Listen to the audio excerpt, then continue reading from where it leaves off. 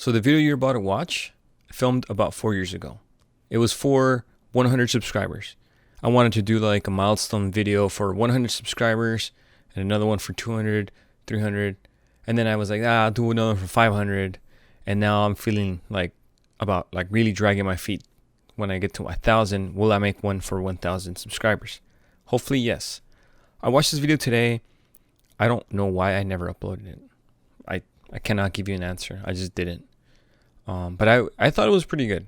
So I knew that this video was going to need an introduction, because jumping right into it, you're going to realize, hey, this guy has more than 100 subscribers. But I hope you like it, and leave a comment if you do. I would appreciate it. Enjoy the video.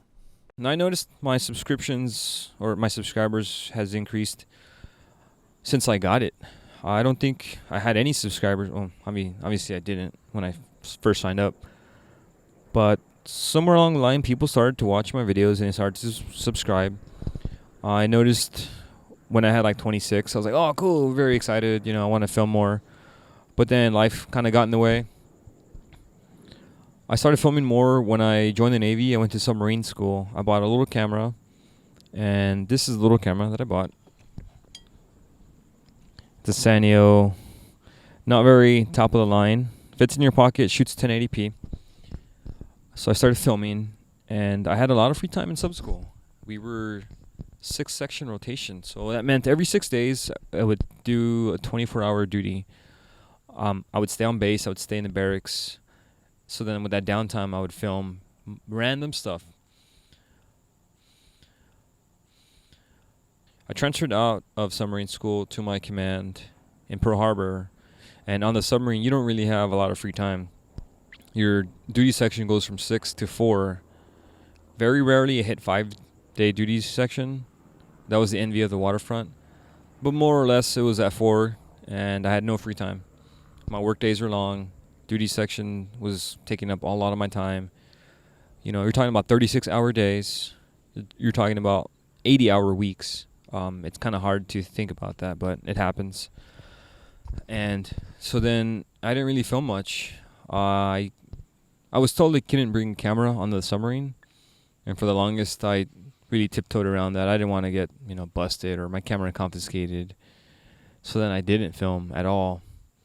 Second deployment, I decided to bring along my DSLR and my pocket camera and G12 Canon G12, and I started to film more.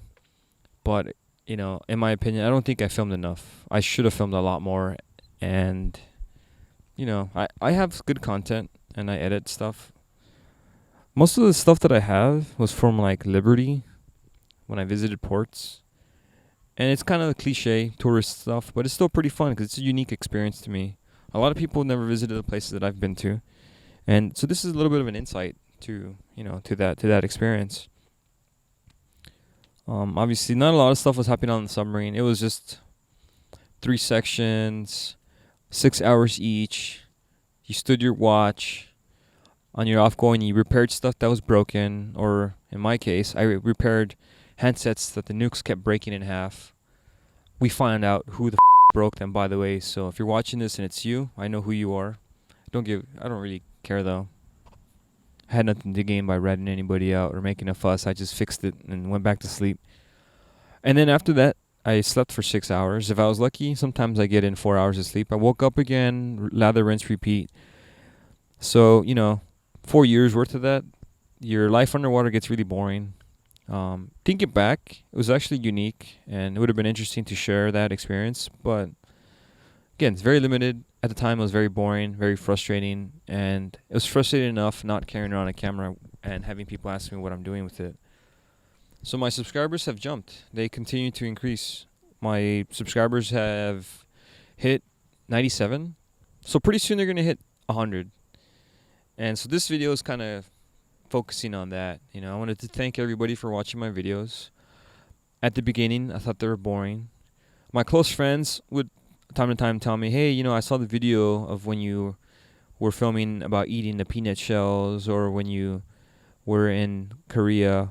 Those were interesting. And then that kind of pumped me up to film a little bit more. And I try to release content, in a timely manner when I had the time to edit, which I don't have the time to edit. and it started to get pretty steady. And then I saw I had 97 subscribers. I'm like, well, okay, well, I guess it's a milestone for me to hit 100. When I thought no one watched them at all. A couple of videos that I shot, I didn't think they were gonna get watched, but the first one that I remember that jumped was when I was changing the drive shaft for my BMW 318. So I took a video of the drive shaft U-joints that had a lot of play in it, and that slack was causing a vibration on the freeway.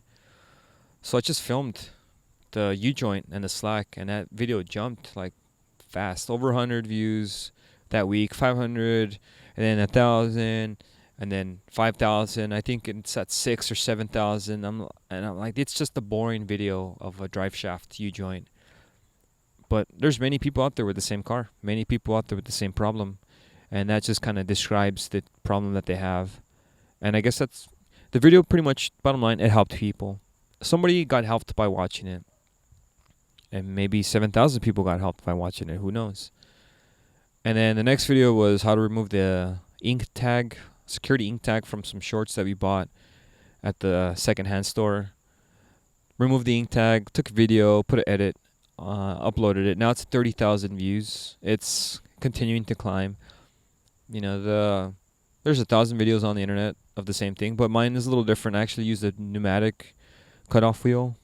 I don't want to use fire or a sharp blade. And I think that's the last one that was interesting.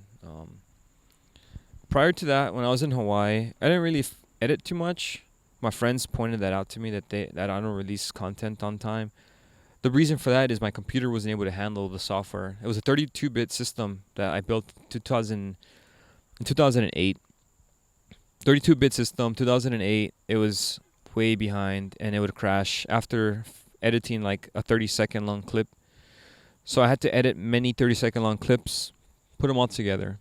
That's what I did for the Streets of Madness.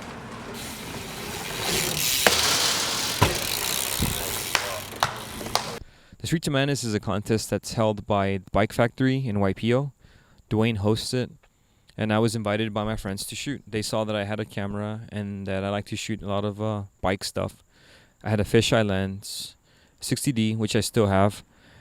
So I shot the Streets of Madness. My friends also helped me shoot. We kind of rotated who was the camera guy. When it came down to editing, the next day on a Sunday, I spent most of the day editing because the computer kept crashing. I was able to work through the bugs and release the edit, and we showcased it, like almost the last video to showcase. And it just so happened that I won the best edit. Out of everybody that entered, it was really competitive. They were really good, and they picked mine for the best edit. And the person in my video was also picked for the best trick, which was the Hang 5 going downhill in Hawaii. And I forget the name of the street, but it's like some lava mountain. And it was awesome. You know, that pumped me up. I didn't think that my stuff was that good. The artistic catch-22 is that I believe that my stuff isn't good enough because I'm striving for perfection, but perfection is unachievable. But the level that I reached got recognized enough for people to point it out. That kind of motivated me a little bit to kind of continue to pursue that.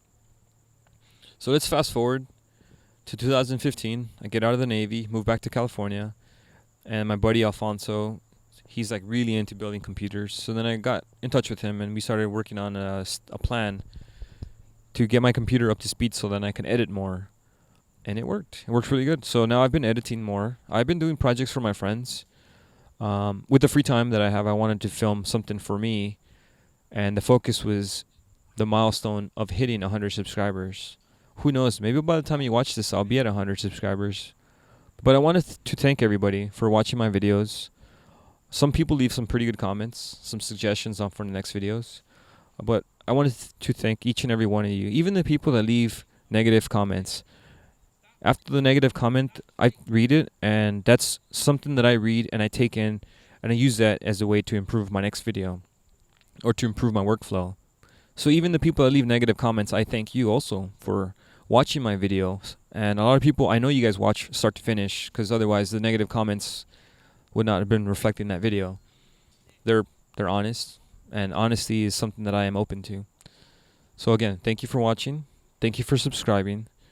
If you have any suggestions or any comments, or what they said in the Navy, bitches, gripes, and complaints, I'm open to read every single one of those. It's only going to help me improve.